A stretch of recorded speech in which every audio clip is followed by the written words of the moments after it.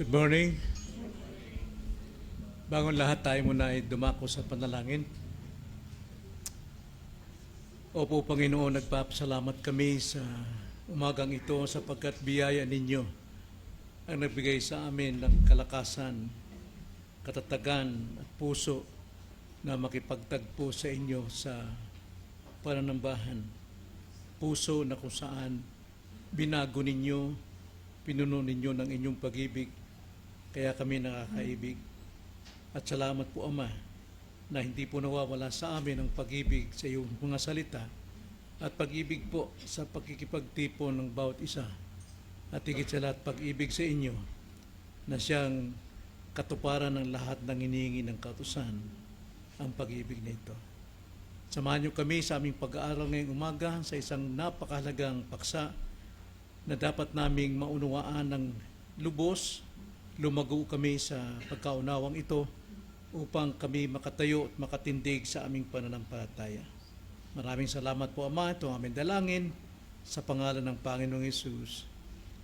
Amen. Mga 1993,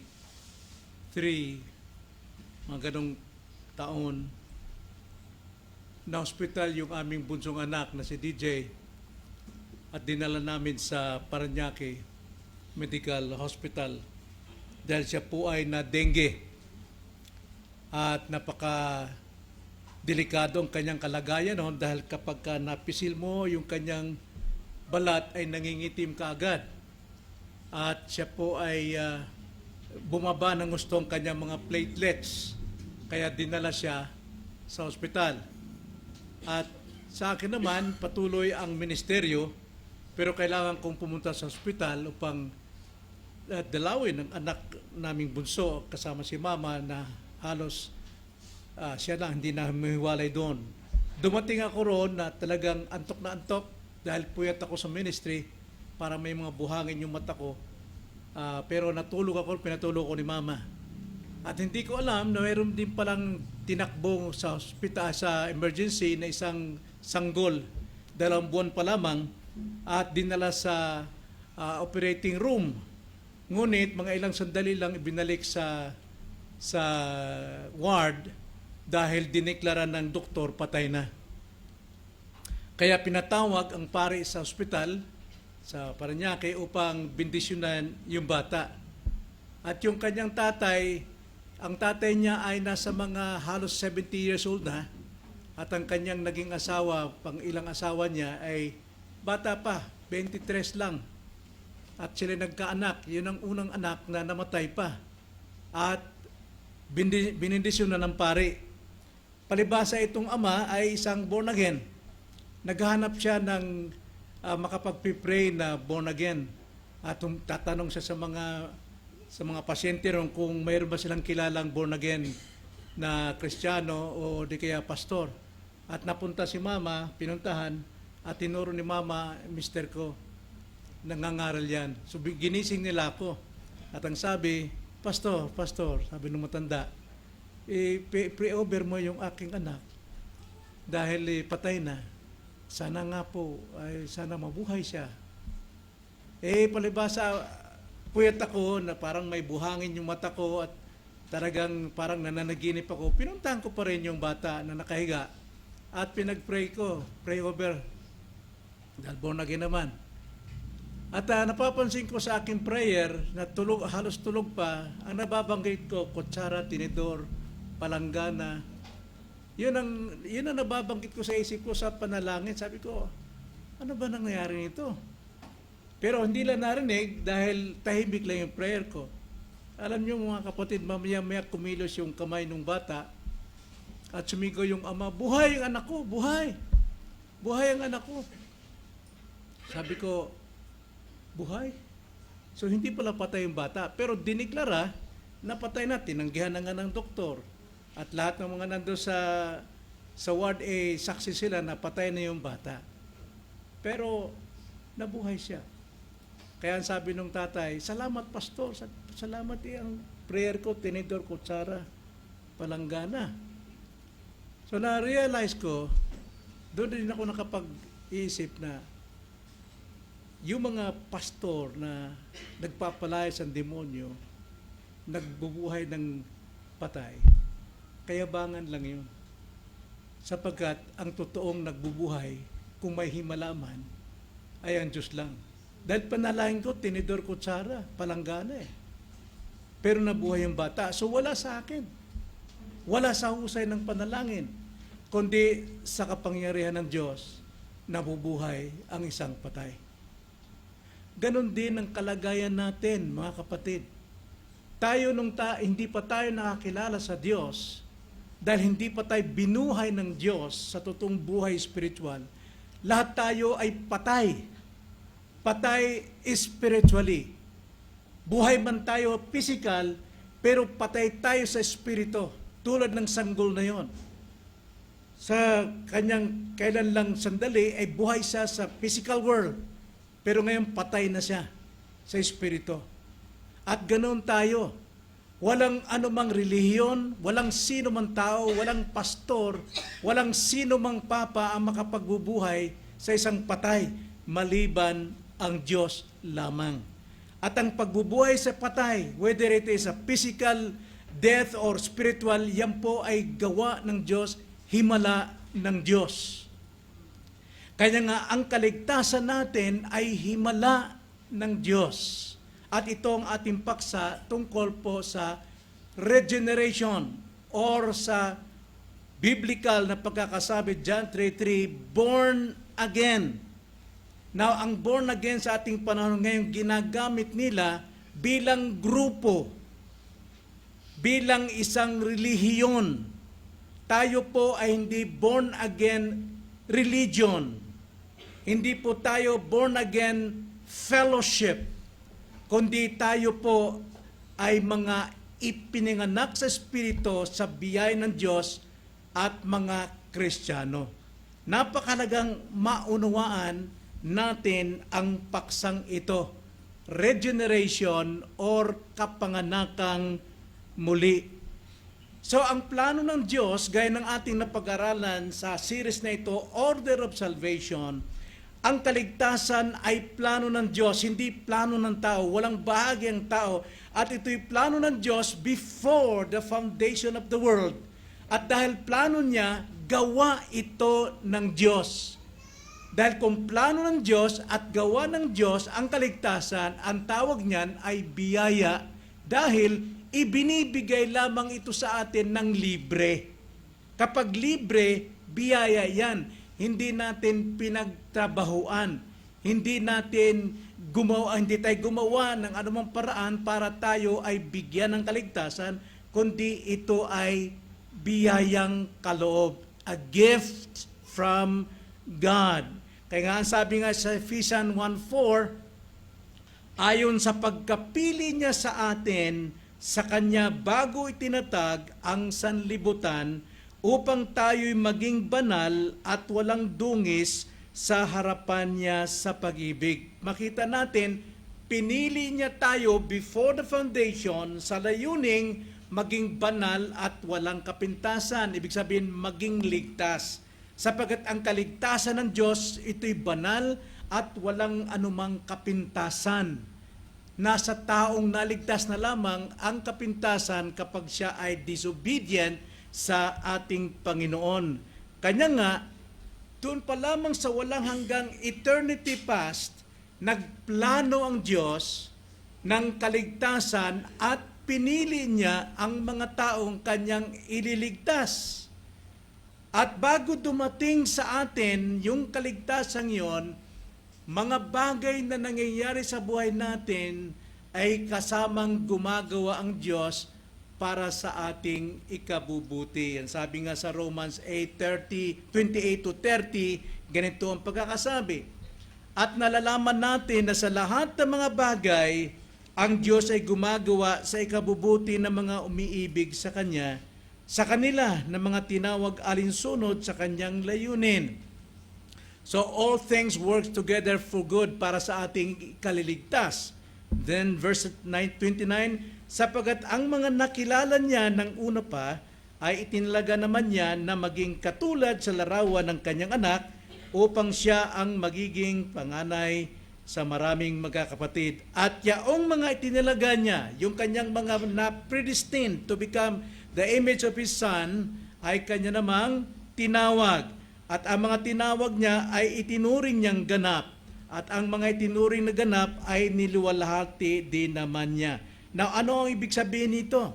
Ipinapakita na dito sa talatang ating binasa na ang Diyos nagplano ng kaligtasan, siyang gumawa. At ang paggawa niya, sa katuparan ng kanyang pagliligtas sa tao, ay sa dalawang order. Logical order and chronological order. Pag sinabing logical, siyang gumawa ng unang sanhi at may epekto ito. No? Siya ang may dahilan at siya ang may gumagawa ng kasunod. Halimbawa, siya yung nagplano ng pagkapili sa atin, at yung mga pinili niya, kanyang tinawag. Hindi pwedeng mauna yung tinawag ka bago ka piliin. At ang mga tinawag niya ay kanyang ipinanganak na muli. Ito yung pangatlo. So, hindi ka pwedeng maging born again na hindi mo nalalaman na ikaw pinili mo na. At dahil ikaw pinili, ikaw ay tinawag. At hindi ka pwedeng ma-born again hanggat hindi ka natawag. Yun yung pagkakasunod-sunod noong tinatawag na logical order. At yung chronological order naman, nung ikay tinawag, hindi mo alam kung kailan to umepekto. Maring ito ay sa isang araw, ikaw ay nagising na tinawag ka, o di kaya isang linggo, isang buwan, according to His will. Ayon sa kanyang tinakdang panahon. Chronological. Kaya yung iyong pagkakatawag, maaaring nangyari right there, sa pakikinig mo lamang ng sermon, ay ikaw tinawag na, nag-effect na yung pagkakatawag mo, kaya na-born again ka. O di kaya natawag ka, pero dumaan mo ng ilang oras o araw, bago ka ma-born again. At dahil na-born again ka, nanumbalik ka sa Diyos, nagkaroon ka ng repentance, conversion. At ikay sumampalatay kay Kristo, ikaw ay pinawalang sala, justified. Kaya yun ang chronological order, nangyayari ayon sa panahon. Maring isang araw, isang linggo, o isang sermon lamang.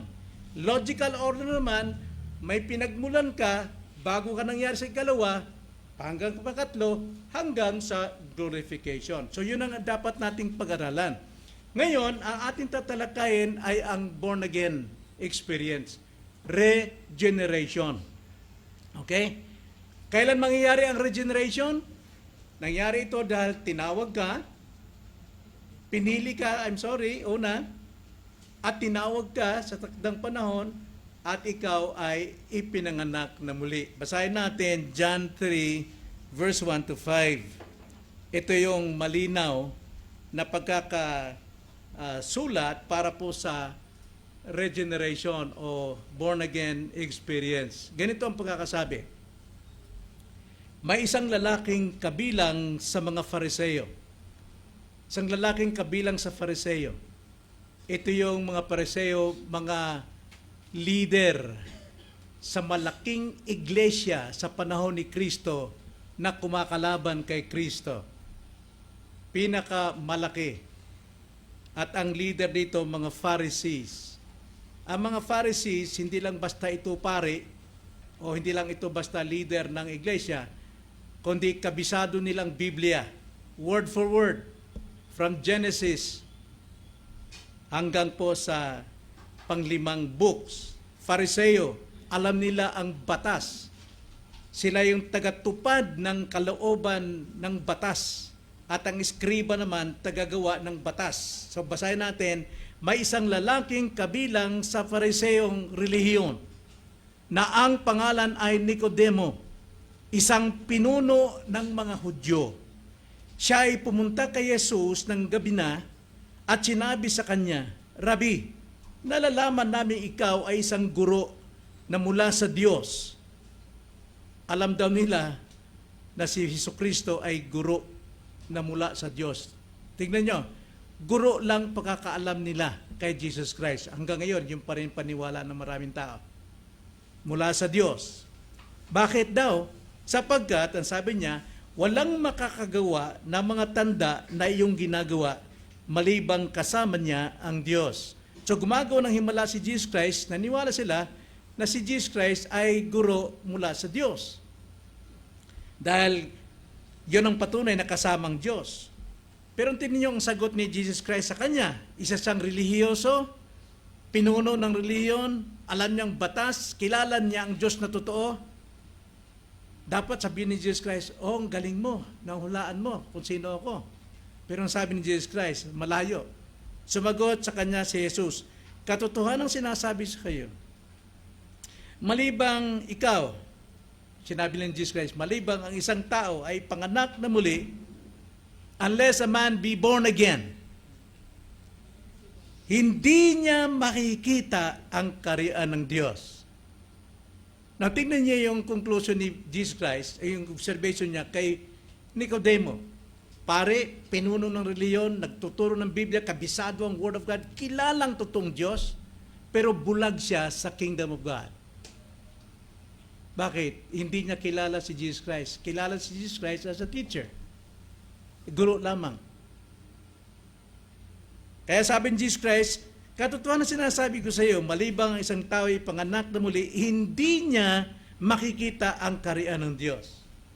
Siguro sabihin ni Nicodemo, ba, nagtuturo nga ako ng kaharian ng Diyos.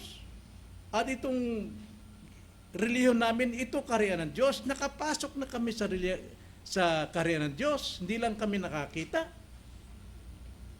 Sinabi sa kanya ni Nicodemo, sumagot siya. Sinagot siya, ayon sa katalinuhan ng relihiyosong ito. Matalino, alam ang Biblia.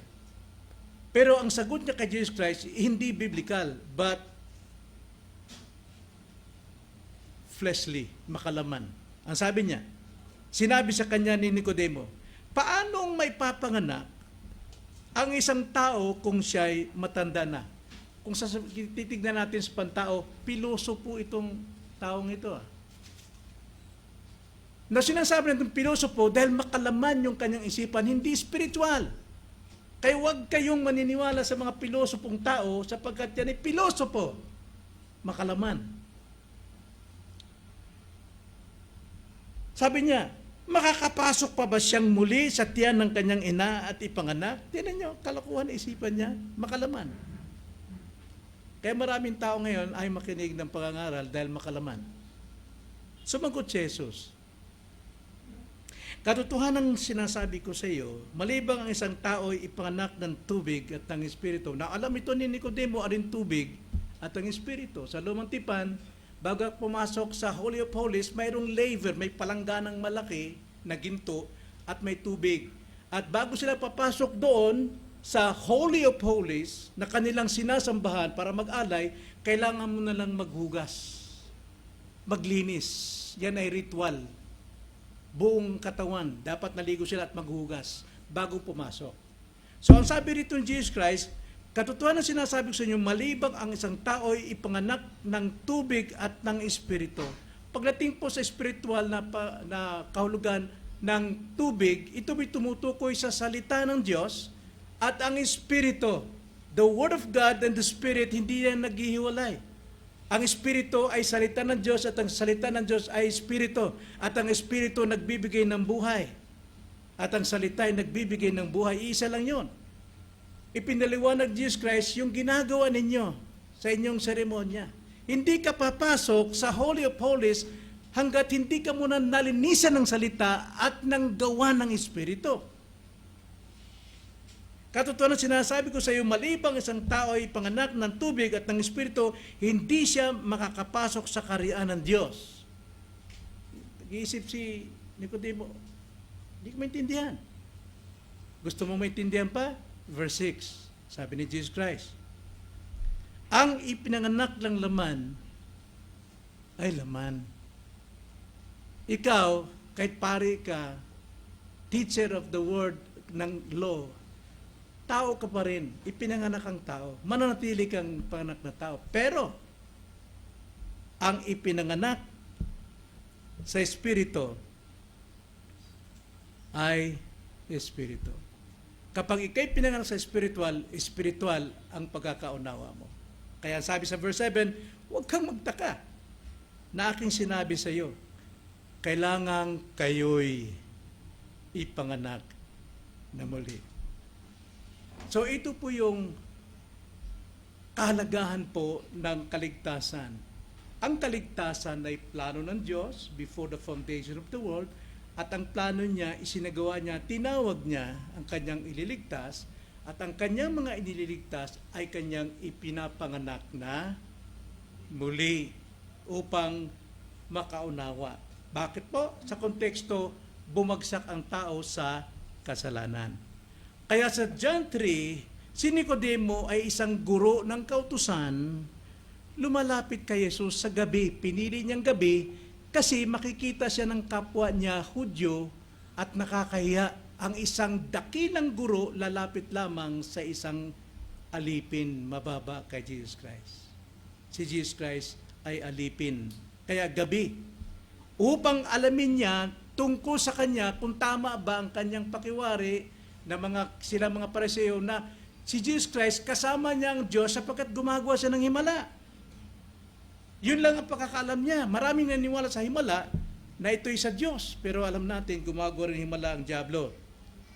Sa halip na palawigin ni Jesus Christ ang kanilang discussion, itinuro agad ni Jesus Christ ang pinaka-importanting bagay sa buong buhay ng tao, yung siya'y ipanganak na muli. Because unless a man be born again, he cannot enter, he cannot see, understand, comprehend the kingdom of God. Kaya tingnan niyo mga tao ngayon, kilala nila ang Diyos like Nicodemus, pero makalaman ng kanilang isipan, ayaw nilang makinig. Imposible yan. Imposibleng mangyari yung pinaniwalaan nyo. So, hindi sapat ang makakita ng himala. Hindi sapat na mapabilang ka sa reliyon. Hindi sapat na magkaroon ka ng pinakamataas na pinag-aralan. O hindi sapat na magkaroon ka ng pinakamataas na posisyon sa reliyon o ano paman. Kinakailangan mong maipanganak na muli. You need regeneration. Isang espiritual na kapanganakan na mula sa Diyos lamang. So, anong layunin natin sa pag-aaral natin, mga kapatid? Una, ating alamin ang kahulugan ng regeneration. At na ipakita natin na ang regeneration ay gawa ng Diyos lamang at walang anumang bahagi ang tao. Walang bahagi. Ngayon, hikayatin tayong lahat na manalangin para sa ating mga minamahal sa buhay na sila man ay maipanganak na muli. Hindi sila maipapanganak na muli hanggat hindi nila natanggap yung kasangkapan ng kapanganakang muli. Ano yung kasangkapan? Ang salita ng Diyos. Kailangan nilang makinig ng pangangaral. Kailangan silang dalhin sa pangangaral. Common grace yan. Yan ang general calling, tungkulin ng bawat isa sa atin, na dalhin ang ating mga minamahal sa pangangaral upang makapakinig sila ng salita ni Kristong ipinapangaral at darating sa kanila ang totoong pananampalataya at pag sinabing dumating sa kanila ang pananampalataya pagsisisi, ibig sabihin sila unless na ma-regenerate. Hanggat hindi sila may panganak na muli, wala silang totoong pagsisisi at wala silang totoong pananampalataya. Kaya tatlong patunay ang ating pag-aaralan ngayon tungkol sa kapanganakang muli. Tatlong patunay. Unang-una, ang kapanganakang muli ay gawa lamang ng Diyos. Tanim natin yan sa puso natin. Gawa lamang ng Diyos. Sapagkat marami tayong imbitahan, mga tao. Halika, makinig ka ng pangaral. Baka ma-born again ka. Nasa tao yan. Kung kailan ang gusto ng tao, kung kailan niyang talikuran yung kanyang kasalanan, niloloko kayo ng inyong pastor dyan. Ako, kung gusto kong iwan ko yung pag-iinom ko, magagawa ko anytime. So nakita nyo, yung kapanganakang muli, sa kanilang paniwala, nasa tao. Pero sinasabi ng banal na kasulatan na ang kapanganakang muli ay gawa lamang ng Diyos Espiritu. Pag sinabing Diyos, Trinitarian yan, no? Kasamang Ama, Anak, at Espiritu. Pero pagdating po sa kapanganakang muli, ang gumagawa at kumakatawan dito ay ang Espiritu. Pero tatlo pa rin, Trinidad pa rin. Kaya tingnan niyo sabi sa John 3:3, sumagot sa kanya si Jesus, katotohanang sinasabi ko sa iyo, malibang isang tao ipanganak na muli, ay hindi niya makikita ang kaharian ng Diyos. Kapanganakang muli ay gawa ng Espiritu, gawa ng tatlong personang Diyos. So ano pinapakita dito mga kapatid? Regeneration o born again or kapanganakang muli, hindi ito resulta ng sariling pagsisikap, hindi ito resulta ng moralidad o relihiyosong gawain. Moralidad, alam natin, ito po ay kadalasan sinasabi nito, ugali, asal, right? Pero when it comes to morality, mga kapatid, para ka maging mabuting asal, may susundin kang batas. Hanggat hindi mo sinusunod yung batas, hindi tama ang iyong moralidad. Huwag kang mangalunya. Huwag kang mangalunya, so maganda ang iyong moralidad. Pero nakapagtataka, mga Kristiyano ngayon, sinusunod pa rin ang batas para maging mabuti sila sa Diyos. Halimbawa, yung pagdadalo natin sa pagsamba, nilalagay nilang moralidad. At marami rin nagsasabi, kailangan ko sumamba ngayon para ako maging mabuting tao sa harap ng Diyos. So yung pagiging mabuti mo sa pagsamba, dahil sinusunod mo ang batas. That is morality. Pero sa totoo, kaya ka sasamba dahil inibig mo ang Diyos. Mahal mo ang Diyos, kaya ka sumasamba. Hindi po yung ating pag-ibig sa Diyos ay ang pagsunod sa kautusan. Tulad ng halimbawa, si Fe, namatayan. Kadalasan, may utos. Abay, dalawin nyo naman. Namumuhay tayo sa utos. Kaya minsan napipilitan tayo o masama ang loob natin, pero pupunta pa rin tayo. Ba, mangaral naman kayo dun sa patay. Ang sinusunod natin ay utos. Pero halimbawa ako tanungin, Pastor Boy, bakit ka mangangaral doon? Mahal ko si Fe. Mahal kong kapatid natin. Mahal ko ang Diyos. Gusto ko siyang parangalan. Kaiba po yun. Kaiba po yung moralidad at love. Bakit ako nangangaral dito? Mahal ko kayo eh. Mahal ko ang Diyos. Ba't ka nangangaral, Pastor? Sinuswelduhan ako ng church eh. Kailangan kong gawin talaga. Kailangan kong magmisyon. Dahil para dumami kami. Pero tamang tanong, ba't ka nagmimisyon? Mahal ko yung mga tao. Gusto ko silang maligtas. Kaya yung sinasabi ko mga kapatid, na dalhin nyo ang inyong mga kamag-anak para sa pangangaral, huwag niyong sundin yung aking iniutos, kundi yun ay paalala sa atin na mahal natin ang ating mga mahal sa buhay, kaya natin dadalhin. Pero kailangan natin pakinggan yung utos. Pero hindi mo susundin para mabuti ka, magiging mabait ka kay pastor. No, you will do it because you love your brethren. So ito po mga kapatid, ang isang born again, gawa ng Diyos, at makikita natin sa buhay ng mga naligtas, they love God. Mahal nila ang Diyos.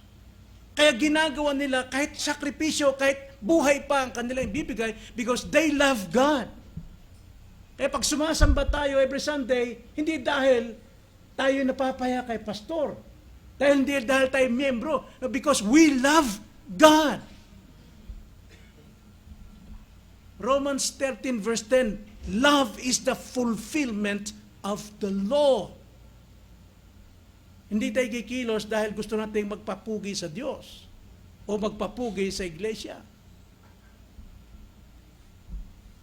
So, kaya ng regeneration, gawa ng Diyos lamang ito, hindi bunga ng pagsisikap o moralidad o relihiyosong gawain ng tao. Ang Diyos lamang sa pamamagitan ng banal na Espiritu ang nagbibigay ng bagong buhay sa atin. Kaya nga, obedient tayo sa mga tinuturo ni Christ ng Bible because we love Him. Titus 3:5, ganito ang pagkakasabi. Iniligtas niya tayo hindi dahil sa mga gawa na ating ginawa sa katuwiran, kundi ayon sa kanyang kahabagan. Remember that? Sa pamamagitan ng paghuhugas ng muling kapanganakan at ng ebanghelyo o ng pagbabago sa pamamagitan ng Espiritu. Tubig at Espiritu, Word and the Spirit together. Tayo po ay naipanganak na muli. So gaya ng isang sanggol, walang sanggol dito na gusto niyang bumalik sa tiyan ng kanyang ina para maipanganak niyang muli ang kanyang sarili. That's impossible. Wala yan sa isip ng tao, ni sa isip ng Diyos. Walang pwedeng sanggol na ipanganak ang kanyang sarili. The same with us. Ganon din ang mga bagong kapanganakan. Ito'y gawa ng Diyos sa isang espiritual na patay. Tayo yun. Kaya nga, huwag tayo magtiwala sa relihiyon. Huwag tayo magtiwala sa emosyon. Magtiwala tayo sa salita ng Diyos. Kaya, bilang application ngayon sa atin, itanong natin sa ating sarili, am I a born-again person? Pag sinabing, am I a born-again person, ang lagi nating tatanong, ako ba'y nagbibigay lugod sa Diyos para sundin ang kanyang kautusan? O ako ba'y nagbibigay lugod dahil mahal ko ang Diyos? Alam niyo, pagka mahal mo isang tao, ayaw mong miwali sa kanya. Hindi naman sa nakakahiya, no? Pero ayaw ko magkahiwalay kami ni Mama. Kahit pumunta lang siya ng tindahan every morning, nalulungkot ako dahil hindi ko siya kapiling. Mahal ko siya. Kung mahal natin ang Diyos, hindi natin bibiguin ang Diyos. Hebrews 10:24. Palakasin natin ang bawat isa. Gisingin natin sila. Na huwag nating pabayaan ang ating pagtitipon gaya ng ginagawa ng iba. Maraming dahilan. Ginagawa natin hindi dahil sinusunod natin ang utos ng Diyos, but because we love Him. We love the brethren. We love the church. Yun po yung totoong pagtingin natin sa buhay born again, bago ng puso natin. Din ikalawa po na patunay tungkol sa kapanganakan. Una, ang kapanganakan ay gawa ng Diyos lamang at hindi tao. Ikalawa, ang kapanganakang muli ay nagbubunga ng dalawa. Ano yun sa palagay nyo? Ano yung binubunga ng kapanganakang muli? Faith and repentance. Faith and repentance. Gusto kong buksan ito. Buksan ito.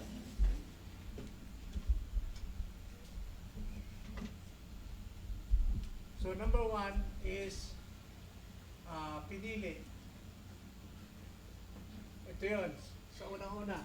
Ang pinili, tinawag general and special or particular.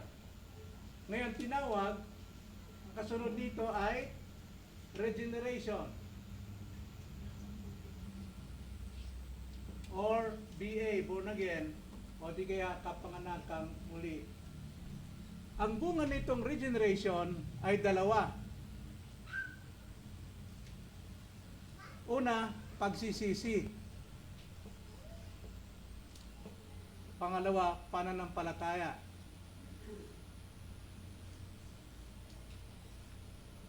Pero isa lang yan.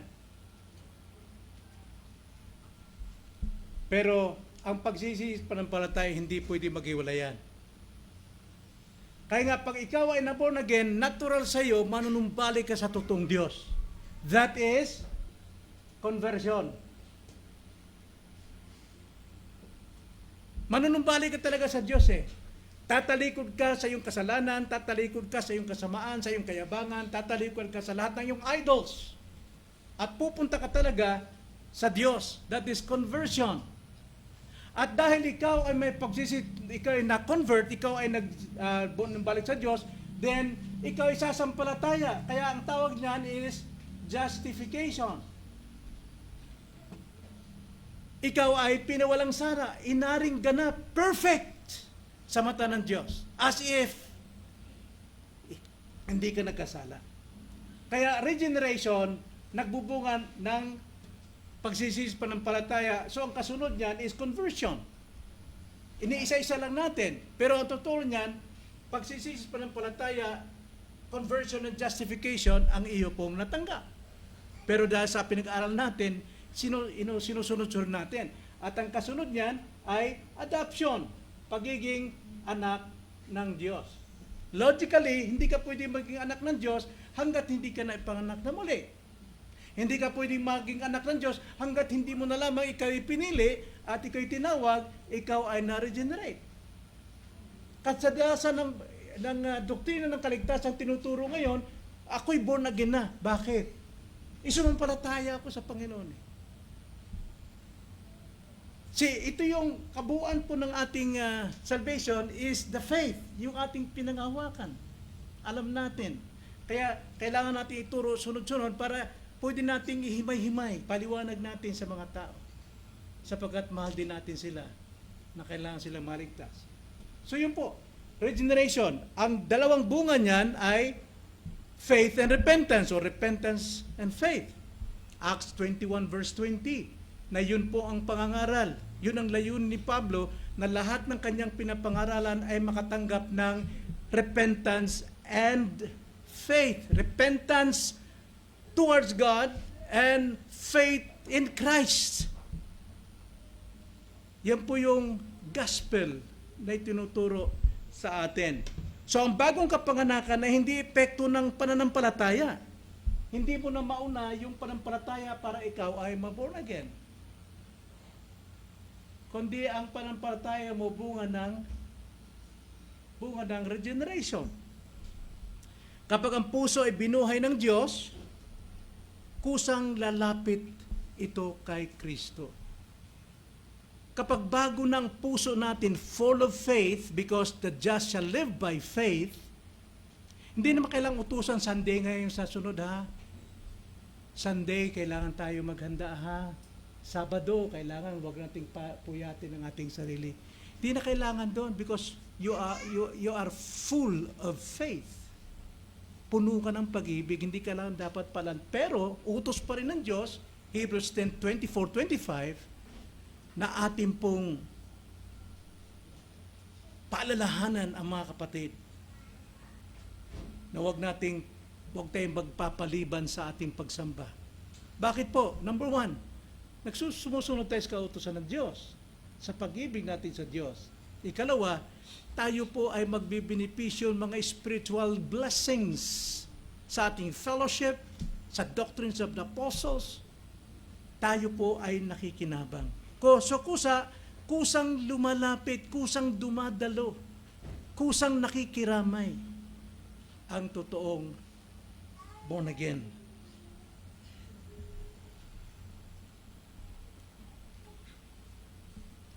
Kaya mga kapatid, sana lumalim pa tayo. Alam nyo, pagka kinukondisyon natin ng ating sarili, dapat lang, halimbawa, may dahilan kang hindi ka pupunta, masakit ang ulo ko. Hanggang mamaya, sasakit na talaga ulo mo. Dahil kinukondisyon mo yung sarili mo. Ayaw ko pupunta ron kasi masakit ang ulo ko. Ganon din naman sa pagsamba eh. Pag kinukondisyon mo yung sarili mo, mangyayari talaga sa'yo. Dahil kinukondisyon mo yung mind mo. Ay, so on, tiguang na to, oy. Tanda na tayo. And you are a Christian. You are born by the Spirit. Dapat mong malaman na kung ikaw'y tunay na mananampalataya kay Kristo, ito'y patunay na ikaw'y binuhay ng Diyos. Ang Diyos ang nabubuhay sa atin. It is no longer I who lives, but Christ lives in me. Dapat natin itong ilagay sa ating puso. Kaya ang pagsunod natin sa Diyos as born again Christians ay bunga. Hindi dahilan ng ating pagiging tapat sa pagsunod sa kautusan, kundi bunga ng pag-ibig ng Diyos na nasa atin. We love God because God loves us first. He first loves us. Then ikatlo po mga kapatid na patunay ng kapanganakan. Una, ito'y gawa ng Diyos lamang. Ito'y nagbubunga ng faith and repentance. At ikatlo, ang kapanganakan muli ay nagbabago ng buhay. Nagbabago o nagpapabago ng buhay at ugali ng isang tao.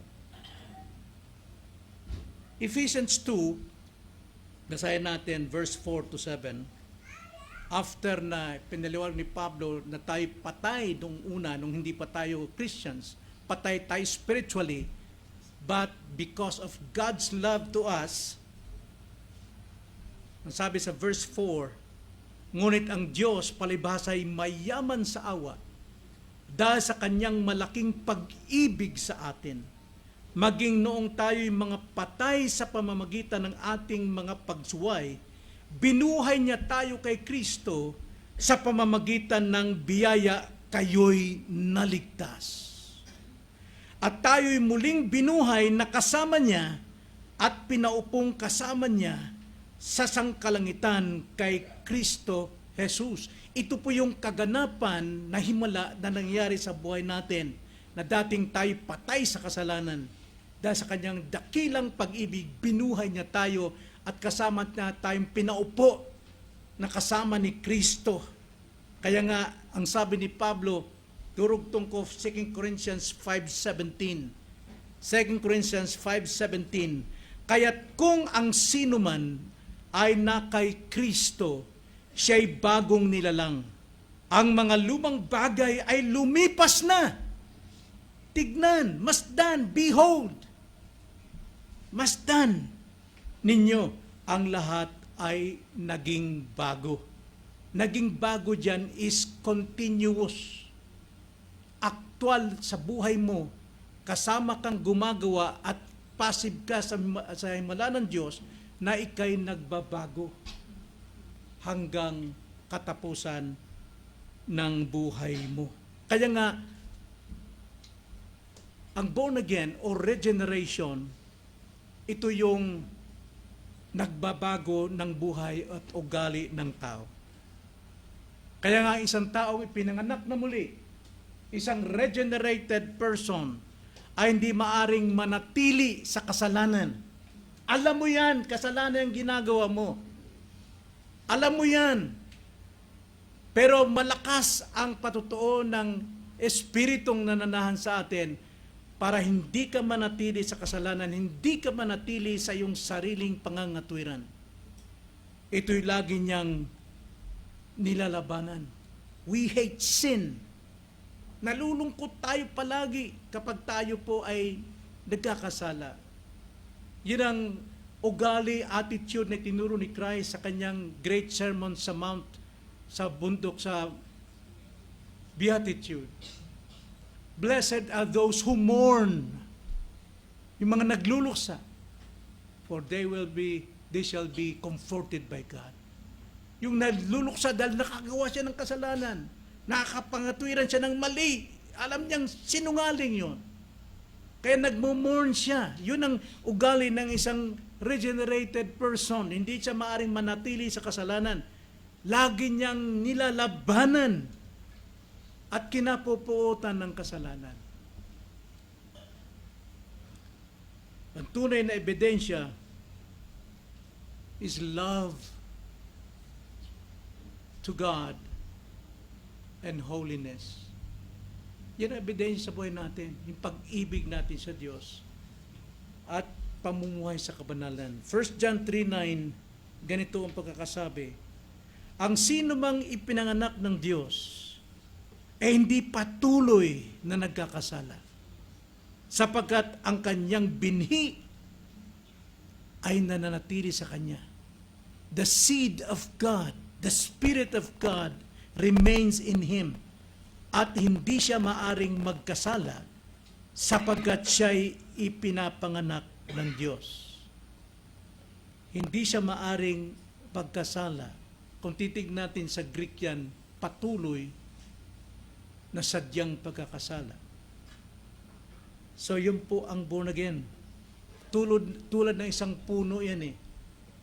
Ang isang puno, kapag kayan ay natanim sa isang tabing batis, gaya ng sinabi sa Psalms 1:3, kusayang sumisip-sip ng sustansya at ang mga sanga niyan ay pinatataba at pinamumunga. At ang dahon niyan ay laging sariwa. Hindi kailangan pilitin na mamunga yung puno na laging nakakasipsip ng tubig sa batis. Ganon din ang isang Kristiyano. Hindi kailangang pilitin na makita ang bunga sa kanya. Kailangan makita ko sa yung bunga ng pagmamahal na. Kailangan makita ko sa yung bunga ng pagsisisi. Kailangan ko makita sa yung bunga ng kagalakan. Hindi kailangan yun. Sapagkat kusang lalabas yan sa isang tao may bagong puso. Puno siya ng pag-ibig. Hindi pinipilit yung bunga. Kaya nga, masakit kapag sa preaching ay lagi tayong nakakapakinig talaga ng malakas na dikta na kailangan tayong makitaan ng pagbabago. Masakit yun sa mga natural na namumunga. At lalong masakit sa mga mapagkunwari, sapagkat kontra silang dinidiktahan sila. Kaya nga, tulad ng isang puno, hindi kailangan pilitin tayo. Kung tayo po ay totoong mayroong binhi ng Diyos sa atin. Ganon ang buhay ng isang taong pinanak na muli. So ano pinapakita nito sa atin, mga kapatid? Hindi po sapat na ako'y magsasabi, ako'y mananampalataya nun. Ako'y umatin dyan, oh. Diyan sa Molino Grace. Kaya ako born again. Hindi sapat yun. Kundi ang totoong ebidensya ng pagiging born again is the fruit of the Spirit. Ang bunga na laging lumalabas sa buhay ng isang tao. So sa kabuuan o paglalagom ng ating mensahe, mga kapatid, regeneration ay isang spiritual na pagbuhay ng Diyos sa isang patay. Diyan tayo. Hindi sa ating kabutihan kaya tayo nababago. Kaya tayo nababago at gumagawa ng kabutihan dahil tayo'y ipinanganak na muli ng Diyos at hindi sa ating sarili. Ito hindi gawa ng tao, kundi gawa ng Diyos lamang. At ang gawa ng Diyos ay lagi pong nagbubunga ng pagsisisi. We hate sin. Nagsisisi tayo palagi. konting masakit na salita sa ating misis, pinagsisisihan natin agad. Ayaw ko nang gawin yon, Lord. Pagbabago ng direksyon.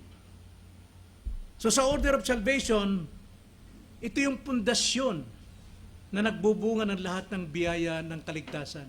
Regeneration. Ang pinakadakilang palatandaan na ikaw ay pinili, ikaw ay tinawag, kaya ikaw ay na-regenerate. Sapagkat sa buhay mo lalabas yung faith and repentance. At makikita sa iyo ang pagiging converted. Makikita sa iyo na ikaw ay justified, sanctified, adopted, sanctified, hanggang sa mag-glorified.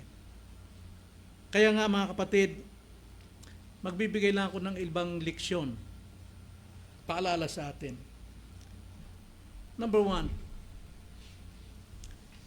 tanggapin ang katotohanan na walang sino mang maliligtas kung hindi siya maipapanganak na muli. Yan ang katotohanan. Walang sino mang maliligtas hanggat hindi siya maipanganak na muli. Na bilang tao, panawagan ng Diyos sa atin na lahat ay dapat makinig ng Ebanghelyo. Sapagkat yun lamang ang tanging paraan, yun ang way, makitid na daan para matagpuan nila ang buhay. Kaya dalhin natin ang ating mga masa buhay sa pangangaral. Hindi ko sinasabing dito sa iglesia, maraming lugar na may nangangaral ng totoo sapagkat walang maliligtas hanggat hindi sila maipanganak na muli. Hindi sapat ang pagiging relihiyoso. Magsabit ka ng iyong mga Diyos-Diyosan dyan para sabihing relihiyoso ka. Dalhin mo na lahat yan. Kailangan mong mabago ang puso. Yun ang kailangan. Hindi sapat na maging mabait ka. Mabait naman ako masunod sa mama ko. Lagi akong mataas sa exam ko para masaya ang nanay ko. So wala akong kasalanan. No! You're wrong. Sapagkat minana mong kasalanan ni Adan. At ang kasalanan yon, yung nang mag-uudyok sa iyong magsinungaling. At ang pagsinungaling ay kasalanan. Ang mapuot sa kapwa ay kriminal. You are a murderer. Kaya nga, ang Diyos may tamang paghatol sapagkat nakikita ng Diyos ang puso ng isang taong pinakamabait. Ecclesiastes chapter 7 verse 20. Walang taong pinakamabait sa lahat ng gumagawa ng kabaitan na hindi nagkakasala. Because all have sinned and fall short to the glory of God. Kaya nga, pagsisihan mo yung kabaitan mo dahil yan ang sanhi na tumitigas ang puso mo. Then ikalawa, manalangin tayo para sa ating kapwa. Ibigin natin ang ating kapwa upang sila ay ating mabahagi na ng salita. Hanggat hindi sumisibol sa atin yung totoong pag-ibig, gaya ng pag-ibig ni Kristo, kahit sa mga kriminal na lumapastangan sa Kanya, ang sabi niya, Father, forgive them. Hanggat hindi natin naranasan yan, wala tayong panahon para mangaral at magturo ng Kanyang salita. Ikatlo, siya sa atin ang ating mga sarili kung tayo tunay na ipinanganak na muli. Sabi sa 2 Corinthians verse 13 verse 5, examine yourself whether you are in the true faith. Suriin mo yung sarili mo, bakit mayabang ka, mga tuwirang ka, hindi ka nagpapatalo. Examine yourself whether you are in the true faith, kung ikaw ba ay nasa tamang pananampalataya. Then, patunayan mo. Patunayan mo.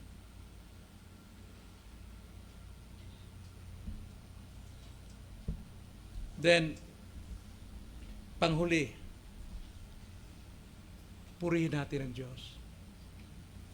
Sambahin natin ang Diyos. Dahil sa Kanyang bagong buhay, na biyayang tinanggap natin. Utang natin lahat sa Diyos. Lahat ng ating nagagawa ngayon, lahat yan ay sa Diyos. Sa Kanyang biyaya. In Him we live and move and have our being. Parangalan natin, sambahin natin ang Diyos sa kanyang kabutihan sa atin. Tayo manalangin. Opo, Panginoon, salamat po sa inyong mga salita at salamat po sa kaalaman sa doktrina po ng regeneration na kung saan dati kaming patay, binuhay ninyo sa espiritual na buhay upang maisagawa namin mga espiritual na mga gawa bilang pagtanaw namin ng pag-ibig sa inyo, napaparangalan ka sa aming pong ginagawa. Tunay, Panginoon, na ito hindi batay sa utos ninyo, kundi batay sa pag-ibig namin sa utos ninyo. Maraming salamat po, Panginoon, at naway magbukas kayo ng puso upang maunawaan nilang kadakilaan ng iyong pong biyaya sa kaligtasan, upang sila'y makatanggap din ng biyayang kaligtasan sa kanilang buhay. Salamat po, Diyos, itong aming dalangin sa pangalan ng Panginoong Hesus. Amen.